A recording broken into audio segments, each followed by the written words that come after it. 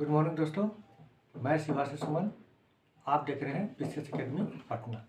आज हम लोग प्रतियोगिता दर्पण फरवरी महीना 2024 का आर्थिकी पार्ट 2 देखेंगे, यानी इकोनॉमिक सेक्शन आज हम लोग का कंप्लीट हो जाएगा। और देखते हैं हम लोग इसमें कुल कितना टॉपिक है। तो कुल 5 टॉपिक है ना। इसको हम लोग टिक आउट कर लेते हैं। एक तो ये हो गया, 1 2 3 4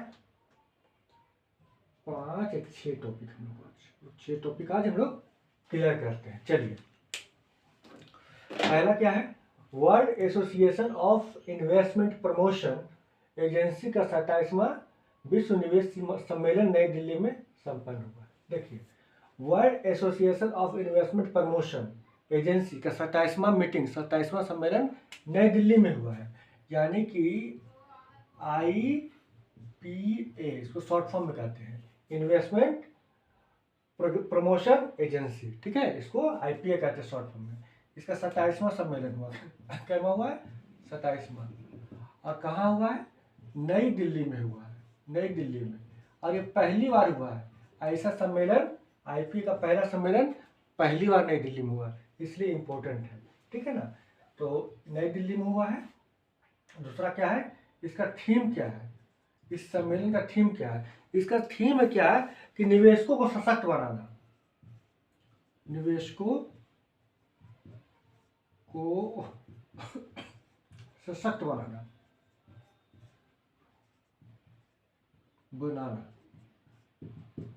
ठीक है। और IPA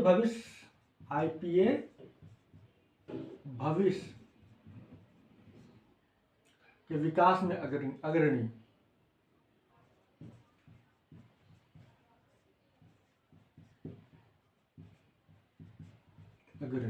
है ना। तो ये इसका थीम है, निवेशकों को सशक्त बनाना। IPA यानी इन्वेस्टमेंट प्रमोशन एजेंसी, भविष्य के विकास में अग्रणी।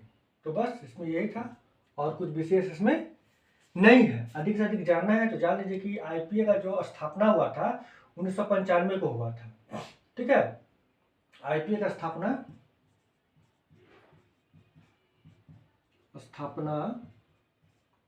1995 को हुआ था। और इसका मुख्यालय इस्तांबुल, जानते हैं आप लोग, इस्तांबुल तुर्की में है। बस इसको इतना याद रखना है, और कुछ विशेष इसमें नहीं है। ठीक है, चलिए आज हम लोग पढ़ते हैं, इसको नोट कर लीजिए। चलिए, दूसरा क्या है, बिहार में दीघा व सोनपुर के बीच गंगा नदी पर 6 लेन पुल को मंजूरी। बिहार में दीघा जो कि गंगा के दक्षिणी तट है, सोनपुर जो कि गंगा का उत्तरी तट है, दोनों के बीच में एक पुल का निर्माण होगा जो लगभग 4.56 किलोमीटर लंबा है। ये पुल 6 लेन बनेगा, जो कि विशेषकर मालवाहक जो वाहन होता है उसके लिए ज़्यादा लाभदायक होगा। तो इसका मंजूरी मिल गया है, इसके बारे में हम लोग जानकारी ले लेते हैं। चलिए, ये बिहार का दृष्टिकोण से बड़ा ही इंपॉर्टेंट है, PT और मेंस दोनों के लिए। इसको हम लोग देख लेते हैं। देखिए, दीघा व सोनपुर पुल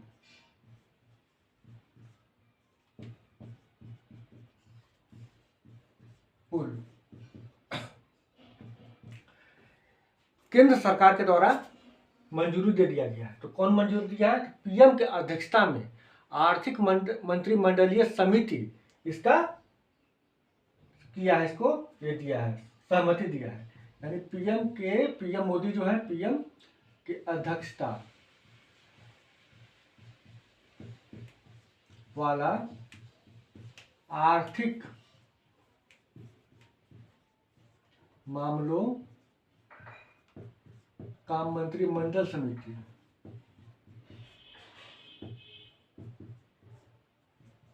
मंडल समिति इसका मंजूरी दिया है। इसको शॉर्ट फॉर्म कहते हैं CCEA। ठीक है ना, CCEA के द्वारा क्या क्या मंजूरी दिया गया है, मंजूरी दे दिया गया है कि ठीक है आप 6 लेन पुल बनाइए और ये पुल दीघा से सोनपुर तक जाएगा। दीघा जो कि बताएं अभी कि गंगा का दक्षिणी तट है, सोनपुर गंगा का उत्तरी तट है। तो ये मान लीजिए गंगा हो गया, इधर सोनपुर होगा, इधर दीघा होगा, इसके बीच में ये पुल निर्माण होगा जो कि 6 लेन में होगा, ठीक है ना। बहुत बड़ा पुल बन रहा है और वो इसका लंबाई 4.56 किलोमीटर लगभग होगा। इससे क्या होगा, इससे होगा कि विशेषकर उत्तरी बिहार का विकास होगा और इस पुल को बुद्ध सर्किट रूट से भी जोड़ा जाएगा कि बिहार सरकार का एक लक्ष्य है कि बुद्ध सर्किट बनाना है। तो इस पुल को बुद्ध सर्किट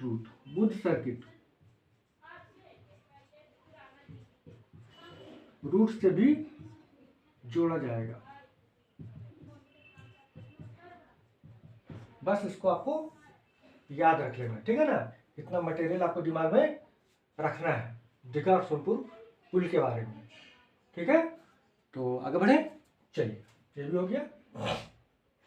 एकदम बोलचाल की भाषा में समझ जाना, किताबी भाषा में ज़्यादा नहीं सोचना है। बस यही मटेरियल है, इसको दिमाग में रखिए, बुक पढ़िएगा, तुरंत 2 मिनट में समझ में आ जाएगा। चलिए आगे देखते हैं हम लोग। 2000 मूल्य के 97.26% करेंसी नोट 30 नवंबर 2023 तक आरबीआई को वापस। आरबीआई का रिपोर्ट देखिए, जैसा कि आप लोग को पता है, हम लोग को पता है कि आरबीआई ने ये घोषणा किया है कि 2000 का जो करेंसी नोट है उसको वो मार्केट से वापस ले लेगा, ठीक है, ये घोषणा कर दिया गया। लेकिन इसके साथ साथ ये भी बताया कि वो वैध मुद्रा का दर्जा बना रहेगा, लीगल टेंडर का मुद्रा का दर्जा जो है बना रहेगा, उसको बंद नहीं किया गया, इसको वापस ले रहा है, लेकिन मार्केट में अगर है तो चलेगा, ठीक है। इसके लिए आरबीआई ने समय दिया था कितना, तो आरबीआई का समय दिया गया था आपका 7 अक्टूबर तक लोगों को अपना करेंसी नोट बैंक के माध्यम से बदलवा लेना था, ठीक है ना। और 7 अक्टूबर तक जो नहीं बदलवा पाए, अब वो आरबीआई का किसी भी ब्रांच में जाकर अपना नोट बदलवा सकते हैं। वो बंद नहीं हुआ है लेकिन वापस ले रहा है। तो इसी के बारे में आरबीआई कुछ रिपोर्ट दिया है, चलिए इसको हम समझ लेते हैं हम लोग। देखिए पहला क्या है, 2000 का करेंसी नोट वापस करने की घोषणा कौन किया है, आरबीआई किया है, लेकिन लीगल टेंडर वैध मुद्रा का दर्जा बना रहेगा, वैध मुद्रा का दर्जा बना रहेगा, है ना। और इसको अंतिम तारीख 7 अक्टूबर दिया था आरबीआई, 7 अक्टूबर 2023 तक बैंक के माध्यम से आम जनता, आम लोग अपना करेंसी नोट को बदलवा सकते थे।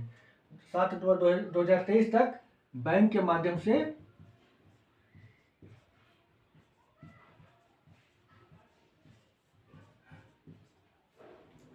करेंसी नोट बदल सकते, 2000 का करेंसी नोट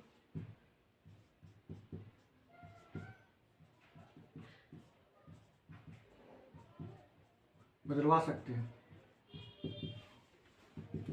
लेकिन जो नहीं बदलवा पाए, इसका मतलब यह नहीं कि उसका करेंसी नोट बर्बाद हो जाएगा।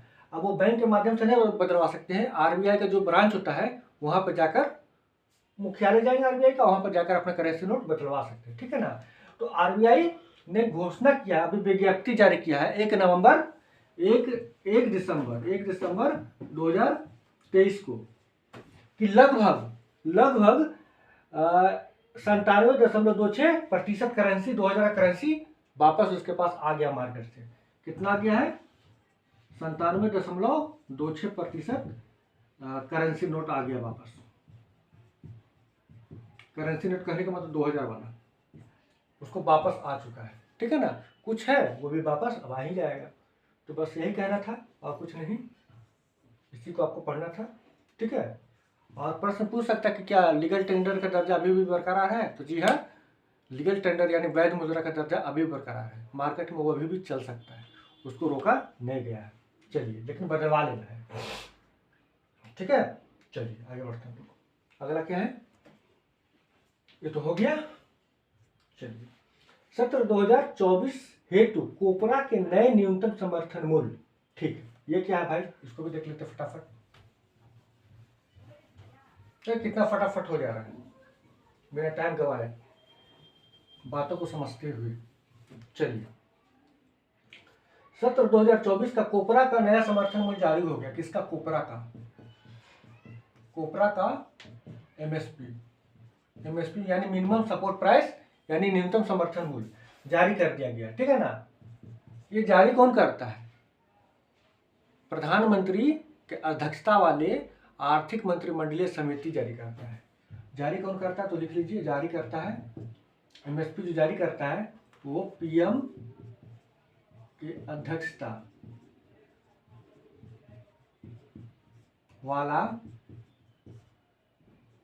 आर्थिक मामलों के मंत्रिमंडलीय, आर्थिक मामला का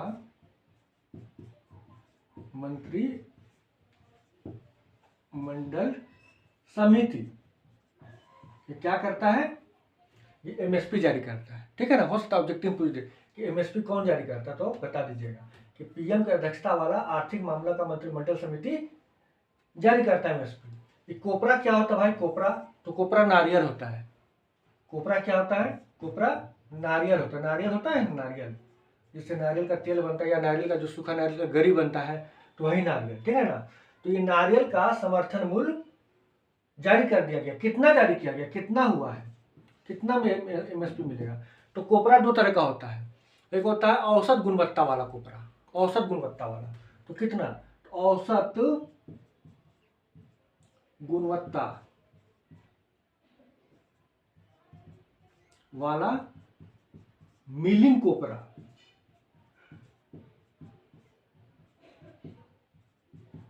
का समर्थन मूल्य यानी एमएसपी कितना है, ये 10,860 से 10,860 रुपया प्रति क्विंटल से बढ़ाकर 11,160 रुपया प्रति क्विंटल कर दिया गया है। क्लियर। यानी पहले कितना था, 10,860 रुपया प्रति क्विंटल था औसत गुणवत्ता वाला मिलिंग कोपरा का। अब उसको बढ़ा दिया गया है एमएसपी, कितना कर दिया गया, 11,160 रुपया प्रति क्विंटल कर दिया गया है। और वही बॉल कोपरा एक होता है जिससे कि तेल निकलता है, बॉल कोपरा, यही लिख देते हैं बॉल कोपरा। ये भी नारियल ही है। ये था मिलिंग कोपरा, औसत गुणवत्ता वाला मिलिंग कोपरा, पहला टाइप का है, ये दूसरा टाइप का है। इसका है आपका 11,000, इसका दिया है 11,000, एक मिनट, 11,750 रुपया प्रति क्विंटल से बढ़ाकर 12,000 रुपया प्रति क्विंटल कर दिया गया। ठीक है, ध्यान रहेगा। चलिए, मिलिंग कोपरा हो गया, 10,860 रुपया से बढ़ाकर प्रति क्विंटल 11,160 रुपया कर दिया गया है। और बॉल कोपरा 11,750 रुपया प्रति क्विंटल से बढ़ाकर 12,000 रुपया कर दिया गया है। बस इसमें तो यही था और कुछ विशेष था नहीं, ये फटाफट आप समझ लिए, कोई दिक्कत इसमें नहीं हुआ। चलिए, आपका ये भी कंप्लीट हो गया। ठीक है, चलिए आगे बढ़ते हैं। विदेशों से संप्रेषित धन प्राप्तियों में भारत का पहला स्थान, विश्व बैंक रिपोर्ट। देखिए, बहुत से भारतीय होते हैं जो अपने घर परिवार को भारत में छोड़कर खुद पैसा कमाने के लिए विदेश चले जाते हैं, वहाँ धनार्जन करते हैं, पैसा कमाते हैं, पैसा कमाकर अपना फैमिली भारत को वापस भेजते हैं। वैसा अन्य देश के लोग भी करते होंगे कि अपना देश छोड़कर किसी दूसरे देश चले गए और पैसा कमाकर अपना फैमिली को भेजते हैं। तो भारतीय जो होते हैं वो नंबर 1 है, बाहर जाना, पैसा कमाना और पैसा कमाकर अपने देश को पैसा संप्रेषित करना, मतलब भेजना। संप्रेषण का मतलब भेजना होता है, संप्रेषित करना, भेजने में नंबर 1 पर है भारतीय। बस इसी के बारे में बताना चाह रही है। चलिए बताते हैं आपको।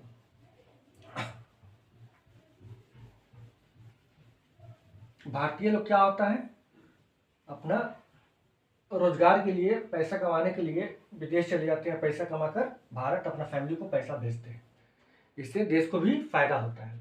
तो देखिए, विदेशों से संप्रेषित धन प्राप्तियों में भारत का पहला स्थान, विश्व बैंक का रिपोर्ट। विश्व बैंक बताया है, विश्व बैंक का रिपोर्ट है कि विदेशों से अपना देश धन संप्रेषण करने के मामले में, विदेशों से कमाकर पैसा अपना देश भेजने के मामले में, है ना, पैसा भेजने यानी कि धन भेजने के मामले में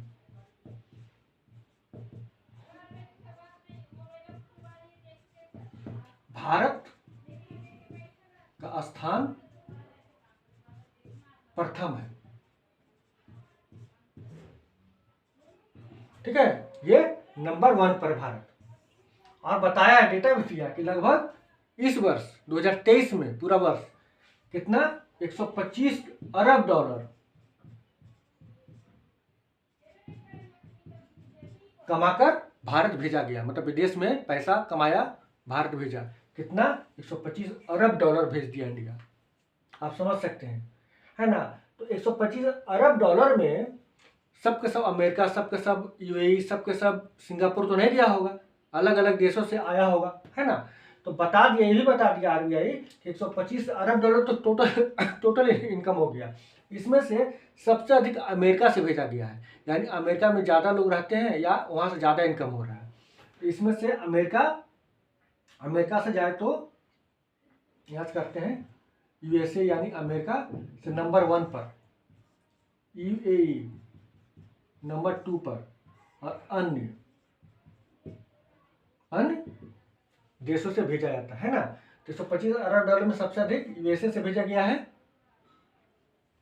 यूएसए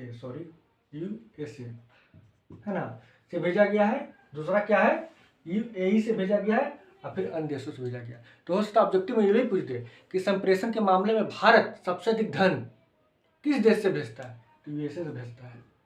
संप्रेषण के मामले में कौन देश नंबर 1 पे है, तो ऑब्वियसली भारत नंबर 1 पर है। तो ये सब बातों को ध्यान में रखना कि प्रश्न कैसे पूछ सकता है ना।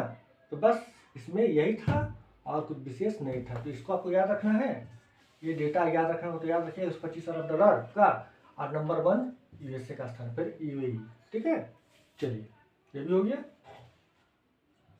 आगे क्या है, 2023 के अंत में आरबीआई के पास आरक्षित विदेशी मुद्रा यानी फॉरेन रिजर्व कोष 21 माह के सर्वोच्च स्तर पर है।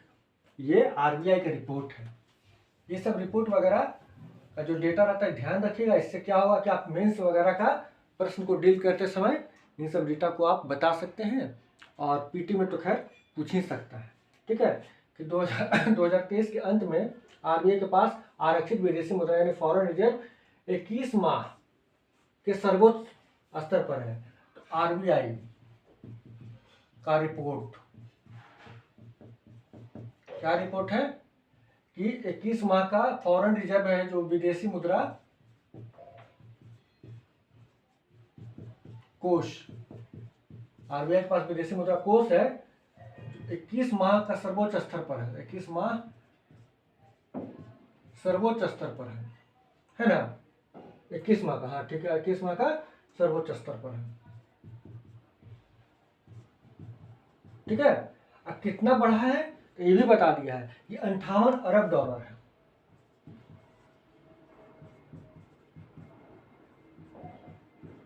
$58 बढ़ गया इस बार फॉरेन रिजर्व भारत का। इससे भारत का आर्थिक व्यवस्था मजबूत होने का संकेत मिलता है ना, क्योंकि भारत का फॉरेन रिजर्व अच्छा खासा है। ठीक है, तो बस इसमें यही था, कुछ विशेष नहीं था। इस तरह से ये भी हो गया एकदम आराम से बातचीत के भाषा में। ठीक है ना, कोई किताबी लैंग्वेज का प्रयोग हम लोग नहीं किए हैं, लेकिन आप किताब पढ़िएगा आप तो एक एक बात आपके दिमाग में पहले से छपा रहेगा। तो ठीक है दोस्तों, आज के लिए बस इतना ही। हम लोग फिर मिलेंगे एक नए वीडियो के साथ, तब तक के लिए नमस्कार।